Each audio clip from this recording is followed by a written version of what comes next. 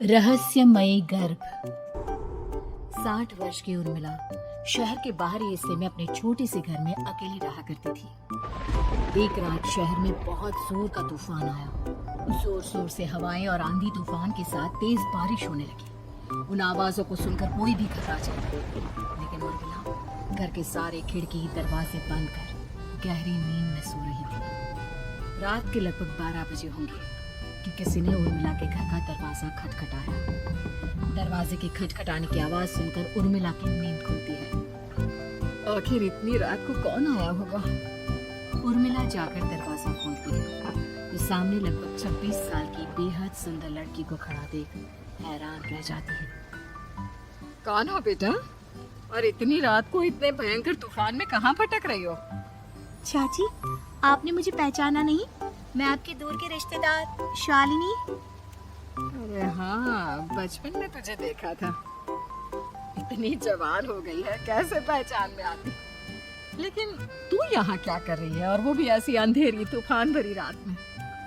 उर्मिला की बात सुनते ही शालिनी की आंखों से आंसू बहने लगे। वो फूट फूट कर रोने लगी। ये देखकर उर्मिला को कुछ समझ में नहीं आया और उसने शालिनी का हाथ पकड़कर घर के अंदर आने के लिए कहा। जैसे ही शालिनी घर के अंदर रोशनी में आई, उर्मिला की नजर उसके पेट की तरफ गई, जिसे देखकर ये साफ पता चल रहा था कि वो प्रेग्नेंट है। अरे, तो पेट से है। ऐसी हालत में इतने भयंकर तूफान में आधी रात को बाहर भटक रही है। आखिर बात क्या है बेटा? मुझे सब कुछ साफ साफ बता। क्या बताऊं चाची, ये सब जिसकी वजह से हुआ है उसके बारे में बताने में भी मुझे शर्म आती है। मैंने घर वालों की मर्जी के खिलाफ जाकर एक लड़के से शादी कर ली थी, पर वो शादी के 1 महीने बाद ही मुझे छोड़कर चला गया। छोड़कर चला गया का क्या मतलब? क्या उसके साथ कोई हादसा हो गया? नहीं, उसे कोई दूसरी लड़की पसंद आ गई और मेरी प्रेगनेंसी की खबर सुनते ही उसने मुझे बेसहारा छोड़ दिया। उसके बाद मैं अपने घर गई, लेकिन पापा ने मुझे घर में कदम तक नहीं रखने दिया। मुझे आपकी याद आई। कोई बात नहीं, कोई बात नहीं। तुमने यहाँ आकर अच्छा ही किया। एक काम करो, तुम आराम करो। वैसे भी ऐसी हालत में इतना घूमना फिरना और इस तरह आधी रात को बाहर भटकना ठीक नहीं होता। प्रेग्नेंट औरत को आधी रात को घर से बाहर नहीं निकलना चाहिए। बुरी आत्माएं उस पर अपना असर दिखा सकती है। और इतना कहकर उर्मिला ने शालिनी को एक दूसरे कमरे में जाकर आराम करने के लिए कहा। लेकिन जैसे ही शालिनी अपने कमरे में जाने लगी, अचानक से उर्मिला ने उसे रोक लिया। एक बात बताओ बेटा, तुम्हारा कौन सा महीना चल रहा है? पेट देखकर तो लगता है कि लगभग 6 महीने पूरे हो गए होंगे। उर्मिला की बात सुनकर शालिनी के होठों पर मुस्कुराहट आ गई। चाची जी, अभी सिर्फ 1 ही महीना हुआ है। शालिनी की बात सुन उर्मिला दंग रह गई। उसे समझ में नहीं आ रहा था कि प्रेगनेंसी के पहले ही महीने में शालिनी की हालत ऐसी क्यों थी। लेकिन फिर उसने बात को नजरअंदाज कर शालिनी को आराम करने के लिए कहा और खुद भी कमरे में जाकर सो गई। अभी कुछ ही घंटे बीते थे कि अचानक से एक बच्चे की बड़े ही अजीबोगरीब बेढंगे तरीके से रोने की आवाजें उर्मिला के घर में गूंजने लगी। उन आवाजों को सुनकर उर्मिला की नींद फिर से खुलती है। ये अचानक बच्चे के रोने की आवाज कहां से आने लगी? उसने उठकर चारों तरफ देखा, पर वहां उसे कोई नजर नहीं आया। उर्मिला घबराते हुए शालिनी के कमरे में गई तो वहां उसे कमरे की दीवार पर एक बेहद खौफनाक साया नजर आया, जिसे देखकर उर्मिला बुरी तरह से घबरा गई। आखिर ये सब क्या हो रहा है? शालिनी, शालिनी उठो! उसने जोर जोर से आवाज देकर शालिनी को जगाने की कोशिश की, लेकिन ऐसा लग रहा था जैसे उसकी आवाज शालिनी तक पहुंच ही नहीं रही थी। कमरे की दीवार पर एक बहुत बड़ा और बेहद डरावने दिखने वाले इंसान का साया और एक बच्चे के अजीबोगरीब ढंग से रोने और चीखने की आवाजें अब उर्मिला को ज्यादा डराने लगी थी। उर्मिला को शालिनी की चिंता सताने लगी और उसने पूरी ताकत के साथ चीख कर शालिनी को आवाज लगाई, शालिनी! तभी अचानक सब कुछ एकदम पहले जैसा हो जाता है और उर्मिला की आवाज सुनकर शालिनी की नींद खुलती है। क्या हुआ चाची? आप इतनी तेज क्यों चिल्ला रही हैं? अब ठीक तो है ना? अभी मैंने तुम्हारे कमरे में कुछ अजीब सा देखा। तुम ठीक हो ना शालिनी? मुझे यहाँ एक बच्चे के रोने की आवाजें आ रही थी। लगता है आपको मेरी कुछ ज्यादा ही चिंता हो गई है। आपने मेरी प्रेगनेंसी के बारे में कुछ ज्यादा ही सोच लिया होगा। मैं एकदम ठीक हूँ, आप आराम से सो जाइए। इतना कहकर शालिनी ने उर्मिला को फिर से अपने कमरे में जाने के लिए कहा और खुद भी जाकर सो गई। पर अब उर्मिला की आंखों से नींद गायब हो चुकी थी। अगली सुबह जब शालिनी उठी तो वो सीधा उर्मिला के पास आई। गुड मॉर्निंग चाची। तभी अचानक उर्मिला की नजर शालिनी के पेट पर पड़ती है, जिस पर नीले रंग से एक अजीब सी आकृति नजर आ रही थी। शालिनी, ये तुम्हारे पेट को क्या हुआ? मैंने इतनी औरतों को देखा है, ऐसा तो किसी के साथ नहीं होता। शालिनी ने जैसे ही अपने पेट की तरफ देखा तो उसे वहां कुछ भी नजर नहीं आया। चाची कुछ भी तो नहीं है, सब कुछ एकदम नॉर्मल है। आपको क्या अजीब लग रहा है?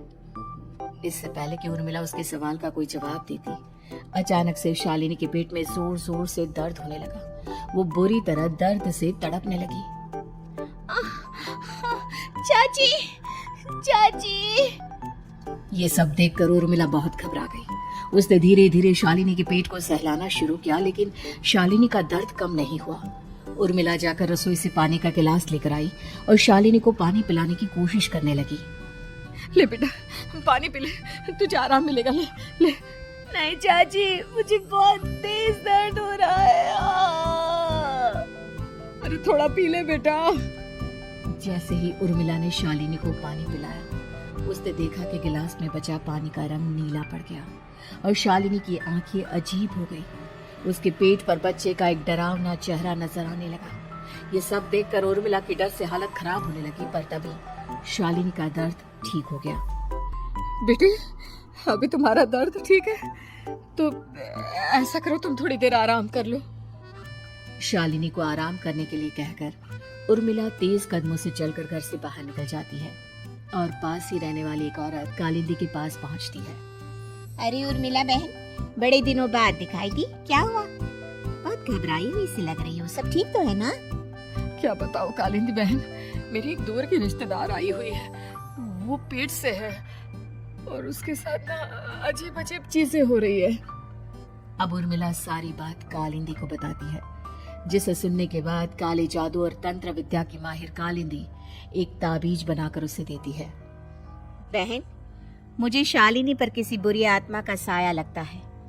ये ताबीज ले जाओ, आज रात को 12 बजे उसे पहना देना, फिर सब ठीक हो जाएगा। उर्मिला ताबीज लेकर घर वापस आती है और अब आधी रात के होने का इंतजार करने लगती है। जैसे ही आधी रात होती है, वो नींद में सोई शालिनी को ताबीज पहना शांति से अपने कमरे में आकर अपने पलंग पर लेट जाती है। अब सब ठीक हो जाएगा, ये सोचकर उर्मिला शांति की एक सांस ही लेती है कि तभी अचानक उसकी आंखों के सामने कुछ ऐसा आता है जिसे देखकर उर्मिला डर से चीखने लगती है। तुम कौन हो? कौन हो तुम? जाओ यहाँ से, जाओ जाओ यहाँ से। तभी उर्मिला की एक जोरदार दर्द भरी डरावनी चीख वहां पर पहुंच गई। उर्मिला की आंखों के सामने एक बच्चा खड़ा हुआ था, जिसका पूरा शरीर किसी बूढ़े की तरह नजर आता था, लेकिन मुंह किसी नवजात बच्चे की तरह था। उसकी आंखें गुस्से से लाल थी और वो घूर घूर कर उर्मिला की तरफ देखा जा रहा था। कौन हो तुम? कौन हो? उर्मिला के चीखते ही वो बच्चा जोर जोर से रोने लगा। घबरा कर उर्मिला ने अपने हाथों को अपने कानों पर रख लिया। उसकी समझ में नहीं आ रहा है कि आखिर ये सब उसके साथ क्या हो रहा है। कौन हो तुम? कौन हो? क्या चाहते हो मुझसे? जाओ जाओ यहाँ से, आखिर तुम हो कौन? तभी अचानक से उर्मिला के पूरे घर में लाल रंग की रोशनी फैल गई। वो बच्चा धीरे धीरे कदमों से चलता हुआ उर्मिला की तरफ बढ़ने लगा। किसी नवजात पैदा हुए बच्चे के जैसे उसके रोने की आवाज अब उर्मिला के कानों में गूंज रही थी। कुछ ही सेकंड में वो चुप हो गया और उसने बेहद खतरनाक आवाज में उर्मिला के सवाल का जवाब दिया। मैं वो हूँ जो अब तक पैदा नहीं हुआ, लेकिन जब मैं पैदा हो जाऊंगा तो वो होगा जो अब तक कभी नहीं हुआ। क्या कहना चाहते हो तुम? ऐसा क्या हुआ जो अब तक नहीं हुआ? तबाही होगी, तबाही। सब कुछ खत्म हो जाएगा और ये जो लड़की मुझे जन्म देने वाली है, मैं उसका खून पी जाऊंगा, सारा खून। उस उर्मिला बुरी तरह घबरा गई। उसका एक बुजुर्ग आदमी जैसा शरीर, एक नवजात बच्चे जैसा चेहरा, ये दोनों ही बातें उर्मिला की समझ से बाहर थी। तभी वो बच्चा अचानक गायब हो गया। घर का माहौल फिर से पहले जैसा हो गया। लाल रंग की रोशनी भी अब गायब हो चुकी थी। उर्मिला दौड़कर शालिनी के कमरे में पहुंची, जहां वो गहरी नींद में सोई हुई थी, पर उसके गले का ताबीज गायब हो चुका था। उठो उठो शालिनी, उठो बेटा, मुझे तुमसे जरूरी बात करनी है। अरे चाची क्या हुआ? इतनी रात को आप परेशान क्यों कर रही हैं? सब ठीक है ना? अभी जब तुम सो रही थी ना, तो मैंने तुम्हारे गले में एक ताबीज पहनाया था। कहाँ गया बेटा, बताओ मुझे। शालिनी ने चारों तरफ अपनी नजरें घुमाकर देखा, लेकिन वहां पर कोई ताबीज नहीं था। वह हैरानी से उर्मिला के चेहरे की तरफ देखने लगी। उसे समझ में नहीं आ रहा था कि आखिर उर्मिला किस ताबीज के बारे में बात कर रही थी। नहीं चाची, यहाँ कोई ताबीज नहीं है। लगता है आपने कोई बुरा सपना देखा है। मैंने कोई बुरा सपना नहीं देखा। छोड़ो, तुम अब सो जाओ, कल सुबह बात करते हैं।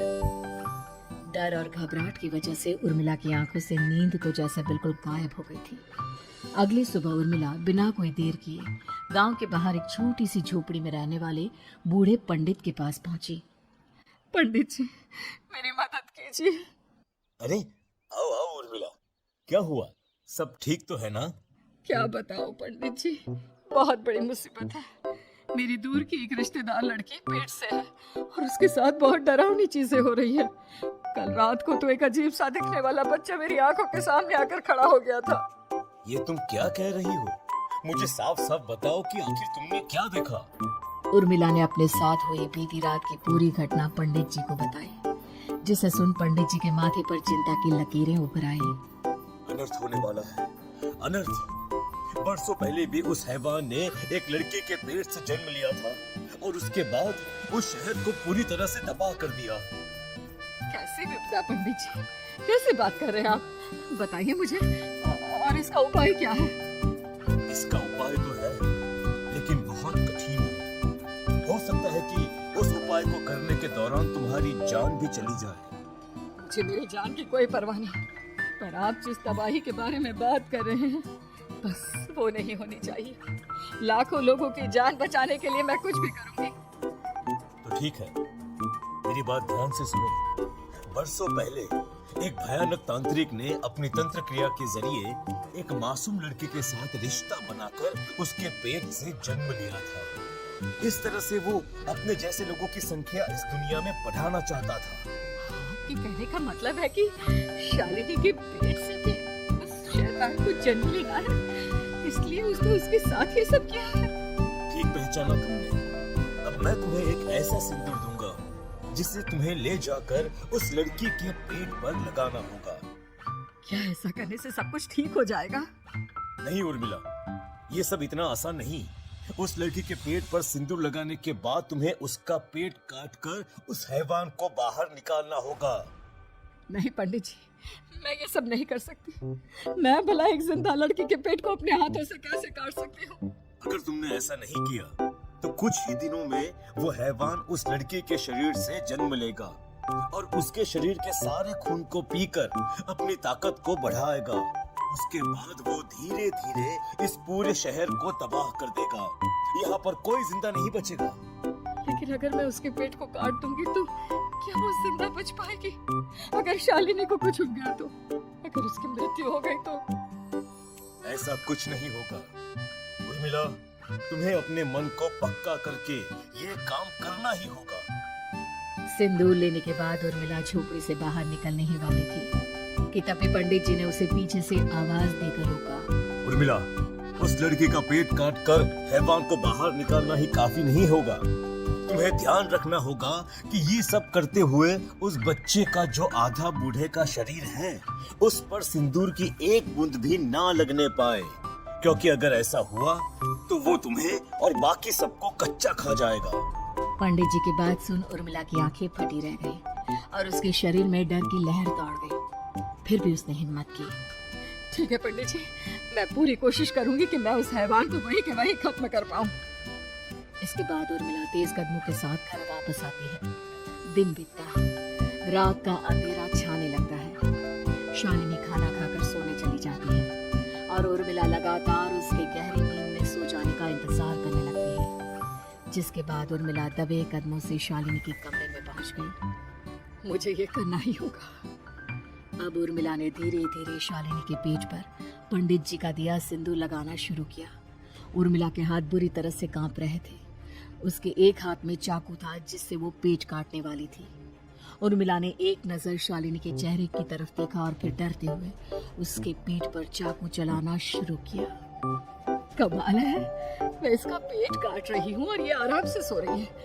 इसे दर्द नहीं हो रहा क्या? तभी अचानक उर्मिला के कानों में बच्चे के रोने की आवाज सुनाई देने लगी। उसने घबराकर चारों तरफ देखा पर वहां पर कोई नहीं था। बस रोने की आवाज लगातार आ रही थी। उर्मिला बिना रुके लगातार शालिनी के पेट को काटती रही। उसे इस बात का भी ध्यान रखना था कि सिंदूर बच्चे के बूढ़े आदमी वाली शरीर के हिस्से पर ना लगे। कुछ ही देर में वो हैवानी बच्चा उर्मिला के हाथों में था। उसने बड़ी ही सावधानी से उस बच्चे को बाहर निकाला और पंडित जी के कहे अनुसार उसे घर से दूर जलाने के लिए ले गए। और तभी उसके सामने वही बूढ़े शरीर और बच्चे के चेहरे वाला बच्चा आ गया। अपनी गोद में और सामने भी बच्चे को देखकर उर्मिला हैरान रह गई। मुझे इतनी हिम्मत कैसे है तुम्हारी?